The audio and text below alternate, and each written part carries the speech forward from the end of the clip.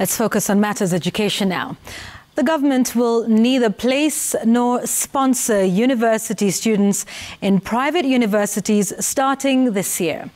Announcing the surprise move in Parliament today, Education Cabinet Secretary Ezekiel Machogu said the new university's funding model will only focus on students enrolled in public universities.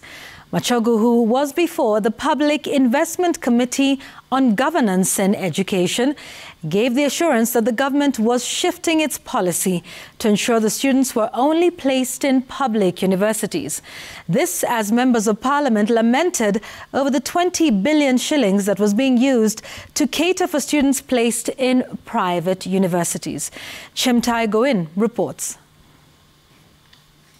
Following President William Ruto's announcement of the government shift in policy on funding institutions of higher learning, Education Cabinet Secretary Ezekiel Machogu came before the Public Investment Committee on Governance and Education to respond to concerns raised by members, particularly on why the government was channeling resources meant for public universities to private institutions. The private universities have been going around lobbying. I'm sure they've come to your office. They've tried to reach the president.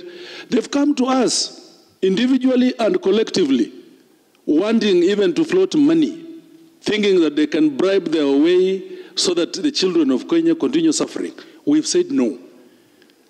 Waziri, we are proud of you. Give us commitment, we proceed. All our students are going to public university unless you as a parent chooses that you want your child to go to a private university. And it is now policy of government that funding will be done, grants will be given only to public universities. According to the committee chair, in the last financial year, the government copped 20 billion shillings to cater for students in private universities that would be in public universities.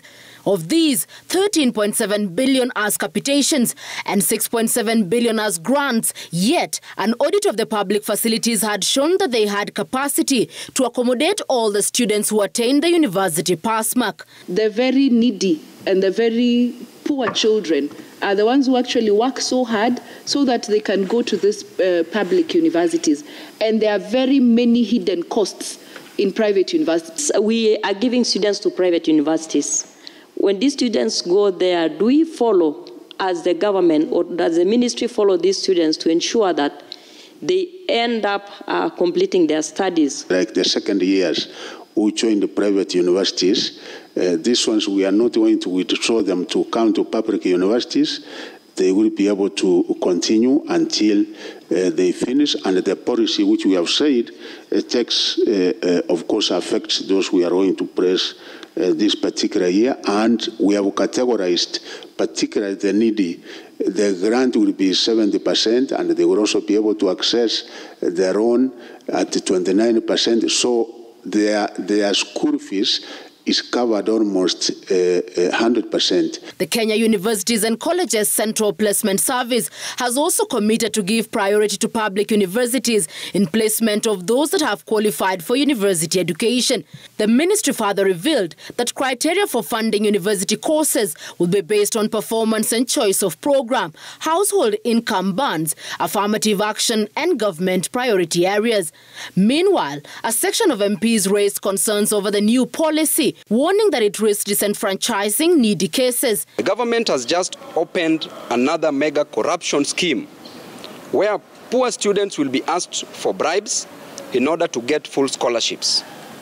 There will also be tribalism, nepotism, and cronyism in determining who gets full scholarships and who don't. These as it emerged that public universities had over 60 billion shillings in pending bills, coupled with huge stalled projects. The CS has not informed us whether there is any revenue generated from these institutions,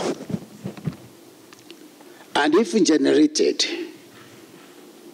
how is the accountability of these funds? Chimtai Goin, Citizen TV, Nairobi.